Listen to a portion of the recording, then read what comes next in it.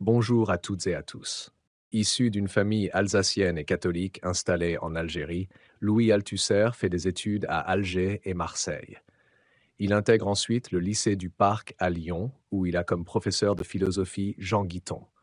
Reçu à l'École normale supérieure en 1939, il est mobilisé et fait prisonnier en 1940. Il passe le reste de la guerre au Stalag de Schleswig, où il connaît ses premiers troubles psychiatriques liés à un trouble bipolaire. De 1945 à 1948, il est élève de l'École normale supérieure. Il est reçu second à l'agrégation de philosophie. Il devient marxiste et il intègre le Parti communiste en 1948.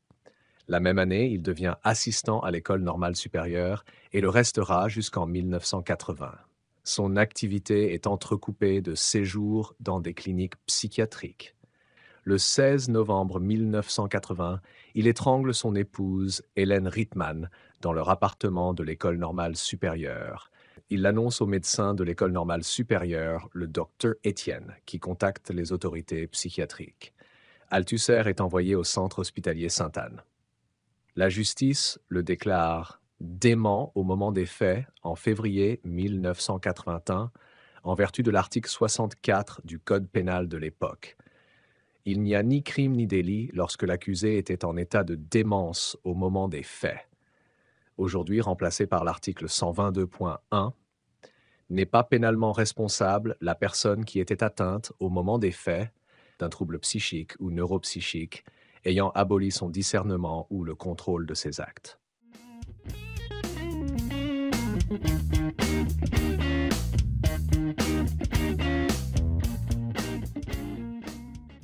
Selon lui, il faut revenir à un aspect scientifique et déterministe de la théorie marxiste, contre les interprétations et utilisations humanistes et idéologiques. Il affirme qu'il existe une coupure épistémologique qu'il situe entre le jeune Marx des manuscrits de 1844 et le Marx qui a établi la conception matérialiste de l'histoire, l'idéologie allemande, le capital. Il rejoint la thèse de Marx selon laquelle toute philosophie méconnaît la réalité pratique à laquelle elle correspond, particulièrement pour son versant idéaliste.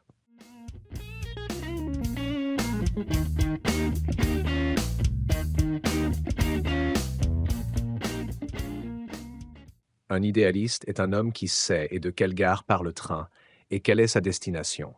Il le sait d'avance et quand il monte dans un train, il sait où il va, puisque le train l'emporte. Le matérialiste, au contraire, est un homme qui prend le train en marche, le cours du monde, le cours de l'histoire, le cours de sa vie, sans savoir d'où il vient ni où il va.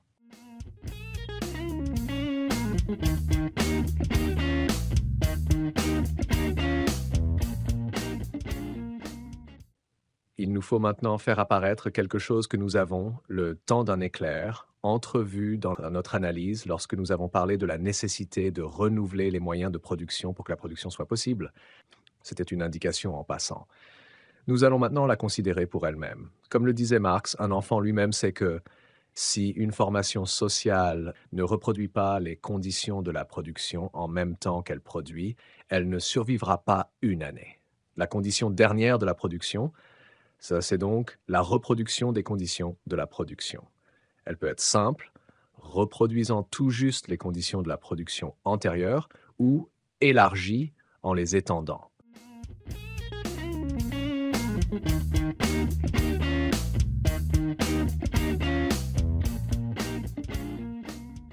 Nous nous engageons ici dans un domaine à la fois très familier depuis le livre 2 du Capital, singulièrement méconnu.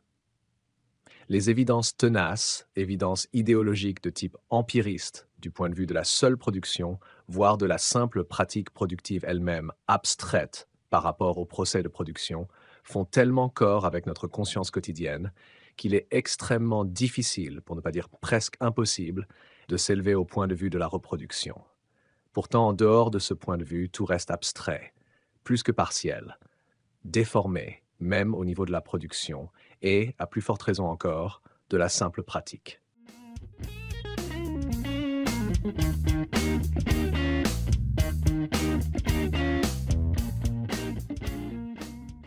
Pour simplifier notre exposé, et si nous considérons que toute formation sociale relève d'un mode de production dominant, nous pouvons dire que le procès de production met en œuvre les forces productives existantes dans et sous des rapports de production définis.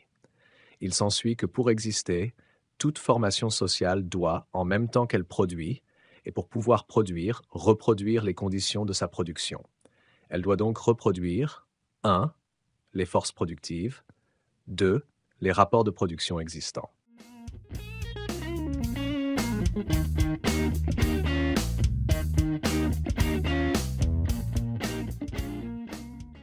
Tout le monde désormais reconnaît, y compris les économistes bourgeois qui travaillent dans la comptabilité nationale ou les théoriciens macroéconomistes modernes, parce que Marx en a imposé la démonstration dans le livre 2 du Capital, qu'il n'y a pas de production possible sans que soit assurée la reproduction des conditions matérielles de la production, la reproduction des moyens de production. Le premier économiste venu qui, en cela, ne se distingue pas du premier capitaliste venu, sait qu'il faut prévoir chaque année de quoi remplacer ce qui s'épuise ou s'use dans la production. Matières premières, installations fixes, bâtiments, instruments de production, machines. Nous disons, le premier économiste venu est égal au premier capitaliste venu, en ce qu'ils expriment tous deux le point de vue de l'entreprise, à se contentant de commenter simplement les termes de la pratique financière comptable de l'entreprise.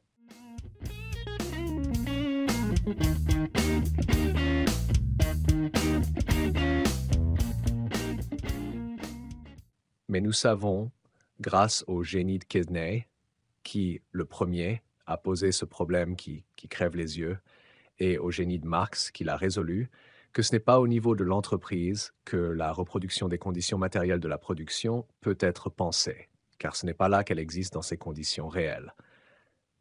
Ce qui se passe au niveau de l'entreprise est un effet qui donne seulement l'idée de la nécessité de la reproduction, mais ne permet absolument pas d'en penser les conditions et les mécanismes. Il suffit d'un simple instant de réflexion pour s'en convaincre. Monsieur X, capitaliste, qui produit dans sa filature des tissus de laine, doit reproduire sa matière première, ses machines. Or, ce n'est pas lui qui les produit pour sa production, mais d'autres capitalistes. Un gros éleveur de moutons d'Australie, Monsieur I, un gros métallurgiste, producteur de machines-outils, Monsieur Z, lesquels doivent eux aussi, pour produire ces produits qui conditionnent la reproduction des conditions de la production de Monsieur X, reproduire les conditions de leur propre production et à l'infini, le tout dans des proportions telles que sur le marché national, quand ce n'est pas sur le marché mondial, la demande en moyens de production pour la reproduction puisse être satisfaite par l'offre. Pour penser ce mécanisme qui débouche sur une sorte de fil sans fin, il faut suivre la démarche globale de Marx et étudier notamment les rapports de circulation du capital entre le secteur 1, production des moyens de production, et le secteur 2, production des moyens de consommation, et la réalisation de la plus-value dans les livres 2 et 3 du Capital. Nous n'entrerons pas dans l'analyse de cette question. Il nous suffit d'avoir mentionné l'existence de la nécessité de la reproduction des conditions matérielles de la production.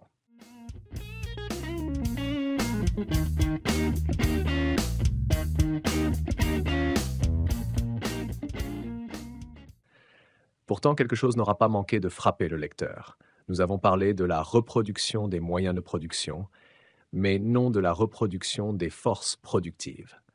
Nous avons donc passé sous silence la reproduction de ce qui distingue les forces productives des moyens de production, à savoir la reproduction de la force de travail. Si l'observation de ce qui se passe dans l'entreprise, en particulier l'examen de la pratique financière comptable des prévisions d'amortissement-investissement, pouvait nous donner une idée approchée de l'existence du procès matériel de la reproduction, nous entrons maintenant dans un domaine sur lequel l'observation de ce qui se passe dans l'entreprise est sinon totalement, du moins presque, entièrement aveugle. Et pour une bonne raison, la reproduction de la force de travail se passe pour l'essentiel hors de l'entreprise.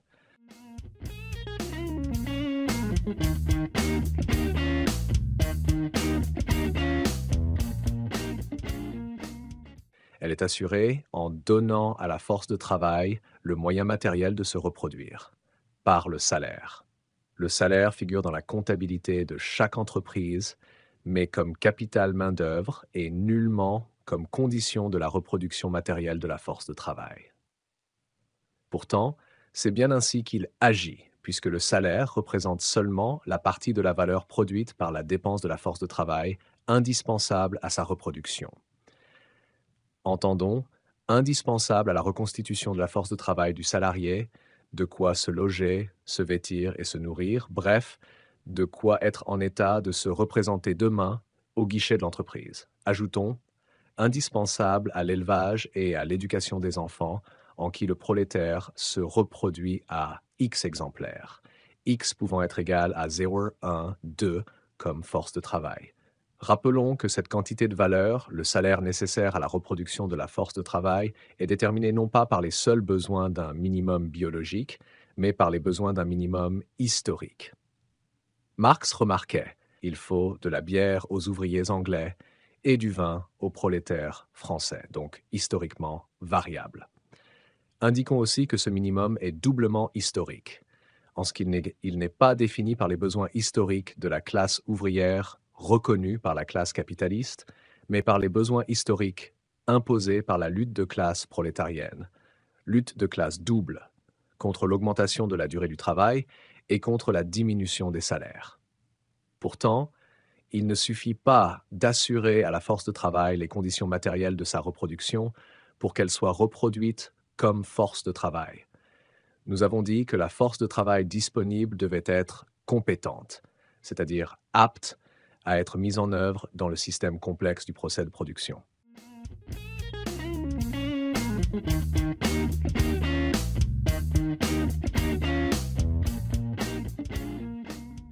Le développement des forces productives et le type d'unité historiquement constitutif des forces productives à un moment donné produisent ce résultat que la force de travail doit être diversement qualifiée et donc reproduite comme telle. Diversement, selon les exigences de la division sociale technique du travail à ses différents postes et emplois. Or, comment cette reproduction de la qualification diversifiée de la force de travail est-elle assurée en régime capitaliste? À la différence de ce qui se passait dans les formations sociales esclavagistes et servagistes, cette reproduction de la qualification de la force de travail tend, il s'agit d'une loi tendancielle, à être assurée non plus sur le tas, apprentissage dans la production même, mais de plus en plus en dehors de la production, par le système scolaire capitaliste et par d'autres instances et institutions. Or, qu'apprend-on à l'école? On va plus ou moins loin dans les études, mais on apprend de toute façon à lire, écrire, compter, donc quelques techniques et pas mal d'autres choses encore, y compris des éléments qui peuvent être rudimentaires ou au contraire approfondis de culture scientifique ou littéraire, directement utilisables dans les différents postes de la production. Une instruction pour les ouvriers, une autre pour les techniciens, une troisième pour les ingénieurs, une dernière pour les cadres supérieurs. On apprend donc des savoir-faire. Mais à côté, et aussi à l'occasion de ces techniques et ces connaissances, on apprend à l'école les règles du bon usage, c'est-à-dire de la convenance que doit observer, selon le poste qu'il est destiné à y occuper, tout agent de la division du travail. Règles de la morale, de la conscience civique et professionnelle, ce qui veut dire en clair, règles du respect de la division sociale technique du travail et, en définitive, règles de l'ordre établi par la domination de classe. On y apprend aussi à bien parler le français, à bien rédiger, c'est-à-dire en fait, pour les futurs capitalistes et leurs serviteurs, à bien commander, c'est-à-dire solution idéale, à bien parler aux ouvriers. Pour énoncer ce fait dans une langue plus scientifique, nous dirons que la reproduction de la force de travail exige non seulement une reproduction de sa qualification, mais en même temps une reproduction de sa soumission aux règles de l'ordre établi, c'est-à-dire une reproduction de sa soumission à l'idéologie dominante pour les ouvriers, et une reproduction de la capacité à bien manier l'idéologie dominante pour les agents de l'exploitation et de la répression, afin qu'ils assurent aussi, par la parole, la domination de la classe dominante.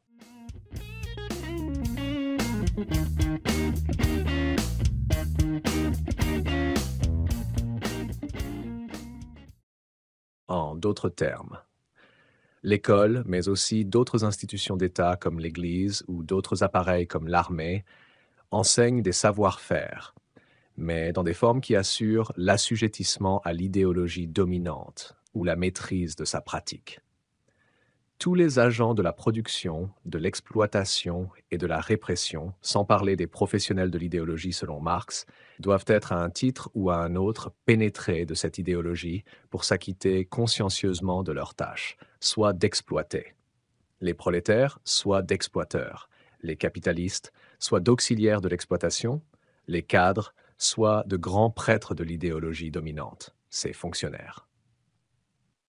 La reproduction de la force de travail fait donc apparaître comme sa condition indispensable. Non seulement la reproduction de sa qualification, mais aussi la reproduction de son assujettissement à l'idéologie dominante ou de la pratique de cette idéologie. Avec cette précision qu'il ne suffit pas de dire non seulement mais aussi, car il apparaît que c'est dans les formes et sous les formes de l'assujettissement idéologique qu'est assurée la reproduction de la qualification de la force de travail. Mais par là, nous reconnaissons la présence efficace d'une nouvelle réalité, l'idéologie. Ici, nous allons présenter deux remarques. La première sera pour faire le point de notre analyse de la reproduction. Nous venons d'étudier rapidement les formes de la reproduction des forces productives, c'est-à-dire des moyens de production d'une part, et de la force de travail d'autre part. Mais nous n'avons pas encore abordé la question de la reproduction des rapports de production. Or, cette question est une question cruciale de la théorie marxiste du mode de production. La passer sous silence est une omission théorique, puis une faute politique grave. Nous allons donc en parler. Mais pour nous donner les moyens d'en parler, il nous faut faire une nouvelle fois un grand détour. La seconde remarque est que, pour faire ce détour, nous sommes obligés de reposer notre vieille question. Qu'est-ce qu'une société ?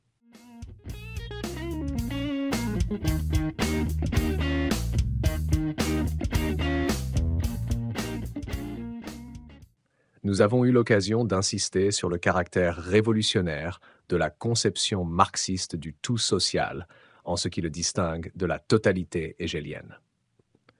Nous avons dit, et cette thèse ne faisait que reprendre des propositions célèbres du matérialisme historique, que Marx conçoit la structure de toute société comme constituée par les niveaux ou instances, articulées par une détermination spécifique. L'infrastructure ou base économique, unité des forces productives et des rapports de production, et la superstructure qui comporte elle-même deux niveaux ou instances, le juridico-politique, le droit et l'État, et l'idéologie, les différentes idéologies religieuses, morales, juridiques, politiques. Outre son intérêt théorico-pédagogique qui fait voir la différence qui sépare Marx de Hegel, cette représentation offre l'avantage théorique capital suivant. Elle permet d'inscrire dans le dispositif théorique de ces concepts essentiels ce que nous avons appelé leur indice d'efficacité respectif. Qu'entendre par là ? Chacun peut aisément se convaincre que cette représentation de la structure de toute société comme un édifice comportant une base, infrastructure sur laquelle s'élèvent les deux étages de la superstructure, est une métaphore, très précisément une métaphore spatiale, celle d'une topique. Comme toute métaphore, cette métaphore suggère, fait voir quelque chose. Quoi ? Eh bien justement ceci, que les étages supérieurs ne pourraient tenir en l'air tout seuls s'ils ne reposaient précisément sur leur base. La métaphore de l'édifice a donc pour objet de représenter avant tout la détermination en dernière instance par la base économique. Cette métaphore spatiale a donc pour effet d'affecter la base d'un indice d'efficacité connu sous les termes célèbres, détermination en dernière instance de ce qui se passe dans les étages de la superstructure par ce qui se passe dans la base économique.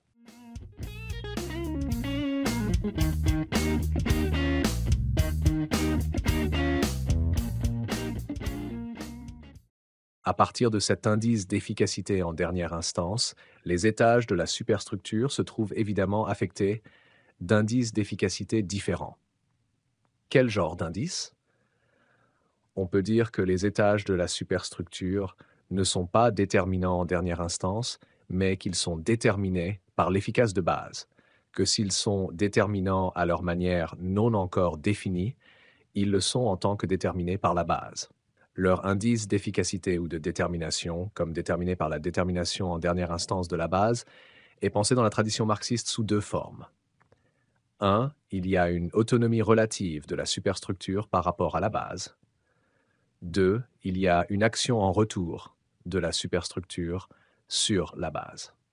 Nous pouvons donc dire que le grand avantage théorique de la topique marxiste, donc de la métaphore spatiale de l'édifice, base et superstructure, est à la fois de faire voir que les questions de détermination ou d'indice d'efficacité sont capitales, de faire voir que c'est la base qui détermine en dernière instance tout l'édifice, et, par voie de conséquence, d'obliger à poser le problème théorique du type d'efficacité dérivé propre à la superstructure, c'est-à-dire d'obliger à penser ce que la tradition marxiste désigne sous les termes conjoints d'autonomie relative de la superstructure et d'action en retour de la superstructure sur la base. L'inconvénient majeur de cette représentation de la structure de toute société dans la métaphore spatiale de l'édifice est évidemment d'être métaphorique, c'est-à-dire de rester descriptive. Il nous semble désormais souhaitable et possible de représenter les choses autrement. Qu'on nous entende bien, nous ne récusons nullement la métaphore classique, puisqu'elle nous oblige elle-même à la dépasser. Et nous ne la dépassons pas pour la rejeter comme caduque. Nous voudrions simplement tenter de penser ce qu'elle nous donne dans la forme d'une description.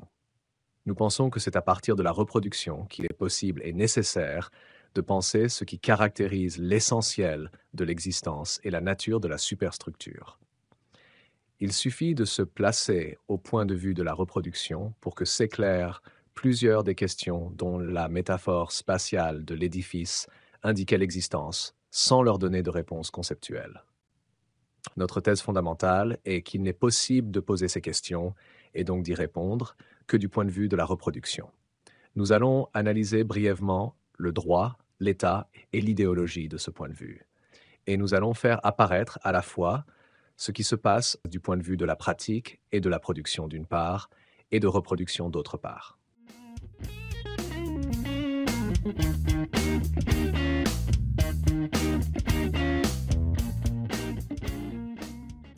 Je vous remercie d'avoir suivi cette vidéo. N'oubliez pas de la partager sur vos réseaux. Abonnez-vous pour m'encourager. Merci encore et à la prochaine vidéo.